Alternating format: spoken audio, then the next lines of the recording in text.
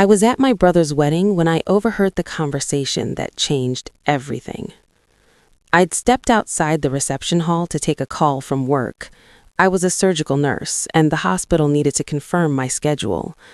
When I came back in, I walked past a half-open door to a private room where my Uncle Frank was talking to my father. "Can't believe you're still making Amanda pay for Mom's care," Uncle Frank was saying. "Doesn't she know about the trust?" I froze. "She doesn't need to know," my father replied.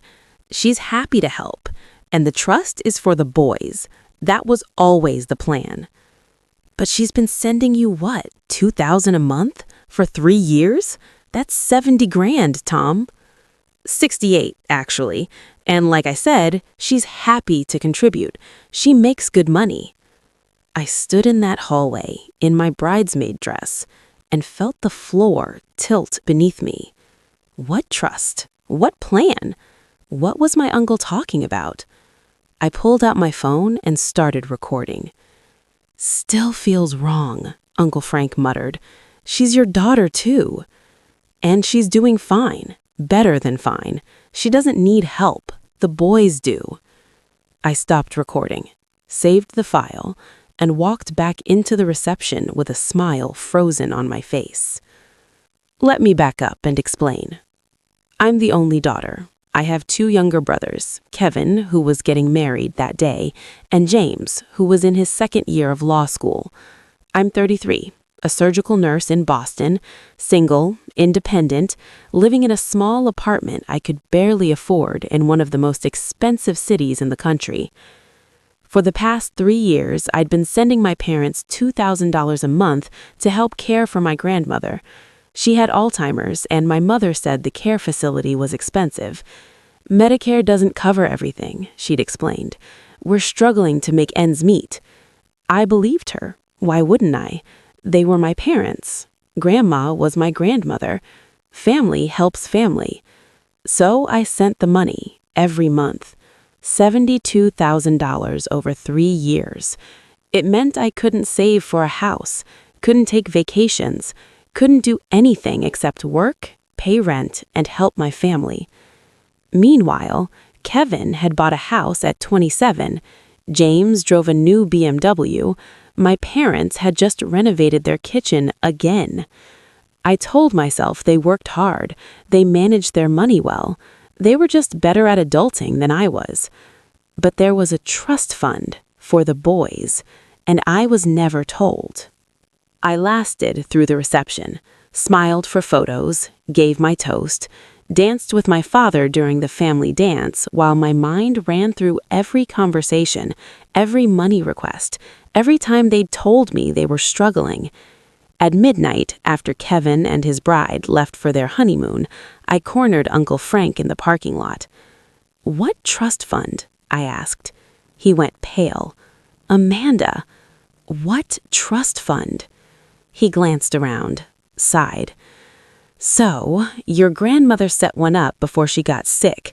About $4 million, split between you and your brothers." The parking lot spun. $4 million? Well, was $4 million. It's grown, probably closer to 5 now with investments. And I get a third? Uncle Frank looked at the ground. "You were supposed to, but your dad, he changed the terms, named himself trustee, restructured it so only Kevin and James are beneficiaries.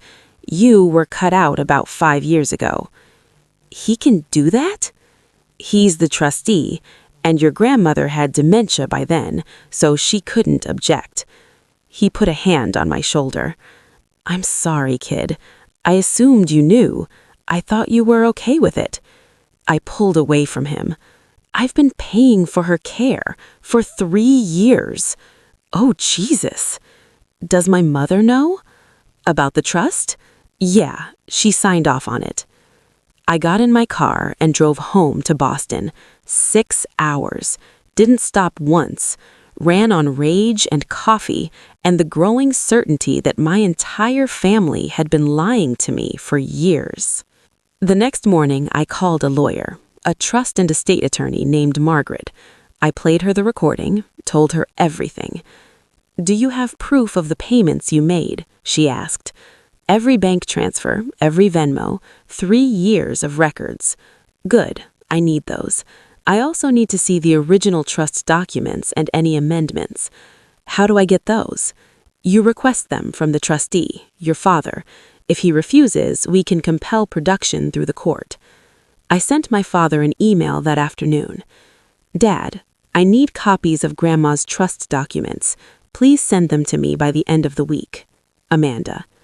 He called me 10 minutes later. "Why do you need those?" "Because I'm named in the trust. I have a right to see them." Silence. Then, "Who told you about the trust?" "Does it matter?" "Amanda, this is complicated. Can we talk in person?" "Send me the documents, Dad. I'm not asking again." He hung up. I didn't get the documents, but Margaret filed a petition with the probate court 3 days later, and suddenly my father's lawyer was sending everything over. What I saw made me sick. The original trust, created in 2015, split my grandmother's estate 3 ways. Amanda Hurt, 33.3%, Kevin Hurt, 33.3%, James Hurt, 33.3%. Then there was an amendment, dated 2018, signed by my father as trustee and my grandmother, except the signature didn't match her usual signature. It was shaky, uncertain. This was after her Alzheimer's diagnosis. The amendment removed me entirely, redistributed my share to Kevin and James. No explanation given. Margaret circled the signature. This might be contested if she wasn't competent when she signed. She wasn't. She didn't even remember my name by 2018. Then your father may have committed fraud. I stared at the document. My father's handwriting filled the margins. Notes about protecting the boy's future and Amanda is self-sufficient. "What about the money I paid for her care?" I asked. Margaret flipped through the records I'd provided. "You paid $68,000 over 3 years for a care facility that, according to the trust documents, was fully covered by the trust itself. Your payments went to your parents' personal account. They stole from me. Technically, you gave it voluntarily, but under false pretenses, yes." I sat back in my chair. What can I do? We can challenge the amendment, argue lack of capacity, argue undue influence. If we win, the trust reverts to the original terms, and you get your third. $1.6 million? Approximately, yes. Plus, we can demand return of the money you paid under fraudulent circumstances. I looked at her. Do it. All of it. The lawsuit took 8 months. My family hired an expensive firm to fight it. They argued that Grandma was lucid when she signed the amendment, that I had agreed to be removed from the trust in exchange for not having to contribute to her care. Margaret brought in medical records showing Grandma's cognitive decline, testimony from her doctors, a handwriting expert who compared the amendment signature to earlier documents and concluded it was inconsistent with prior authentic signatures. We also subpoenaed the care facility's billing records, showed that the trust had been paying for everything since 2016, every meal, every medication, every service. My parents couldn't explain where my $68,000 had gone. My father claimed it went to incidental expenses. Margaret asked for receipts. He didn't have any. In the final hearing, the judge asked my father directly, "Did you tell your daughter that you needed her financial help for your mother's care?" "Yes." "Was that true?" My father hesitated. "We did have expenses." "Was the care facility being paid from the trust?" "Yes, but..." "So you asked your daughter for money you didn't need while simultaneously removing her from an inheritance she was entitled to?" Silence. The judge ruled in my favor. The amendment was invalidated due to lack of capacity. The trust reverted to the original three-way split. I was awarded my full share, $1,673,000, plus the $68,000 in repayment, plus legal fees. My brothers each lost over $800,000. My mother stopped speaking to me. My father sent one email. I hope you're happy. I didn't respond. Kevin called me 2 weeks after the judgment. You destroyed our family, he said. His voice was shaking. I claimed what was mine. That money was supposed to go to us. Dad promised. Dad committed fraud. He removed me from a trust I was legally entitled to. He lied to me for years. He took $68,000 from me under false pretenses. We needed that money. I have a mortgage, a wife, and I have nothing? I laughed. It came out bitter. Kevin, you got a $200,000 wedding gift from Mom and Dad. You bought your house with help from them. You've had everything handed to you while I worked 60-hour weeks and lived in a shoebox apartment sending money I couldn't afford to people who didn't need it. You make good money. So do you. You're a software engineer married to a dentist, but I was the one sending $2,000 a month because Dad convinced me they were struggling. He went quiet. Then, what about James? He's still in school. He needs. He has $800,000, Kevin. He'll be fine. This is going to ruin our relationship. You ruined it when you stayed silent while Mom and Dad stole from me. I hung up. James didn't call. He sent a letter, handwritten, 3 pages long. The summary, he was angry, but he understood. He'd asked Dad about the trust when he turned 21, and Dad told him I'd opted out to focus on my career. He believed him, never questioned it, never thought to ask me. I should have known better, he wrote. Dad always treated you differently, like you didn't need the same support we did. I told myself it was because you were older, more independent, but that was just convenient for me. I'm sorry.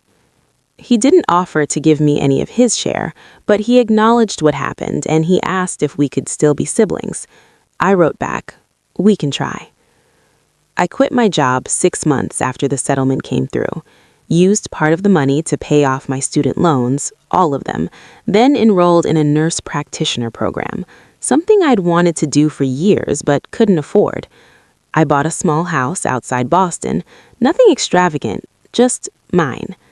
I see James sometimes, awkward coffee dates where we talk about safe topics. He's graduating next year, starting at a good firm. He'll be okay. Kevin and I don't speak.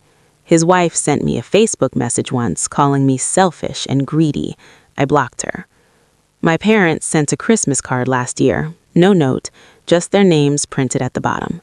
I threw it away. Uncle Frank calls occasionally. You did the right thing, he tells me. They had no right. I know, but knowing doesn't make it easier, doesn't make family dinners less empty, doesn't make the holidays less quiet. I have money now, security, freedom, a future I'm building on my own terms. But I also have a family that sees me as the villain, the daughter who sued her own father, the sister who stole from her brothers. They tell the story their way. Greedy Amanda, who couldn't let the boys have their inheritance, who tore the family apart over money. I tell it differently. Amanda, who discovered she'd been lied to and stolen from, who fought for what was rightfully hers, who refused to be the family scapegoat anymore.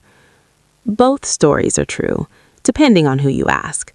But only one story has receipts, court documents, legal judgments, proof. And that's the story that matters. They wanted me to stay quiet, to accept my role as the giver, the helper, the one who doesn't need anything. I chose myself instead. And I'd do it again. So here's my question for you. If you discovered you'd been cut out of an inheritance while being asked to pay for care that was already covered, would you fight back or let it go?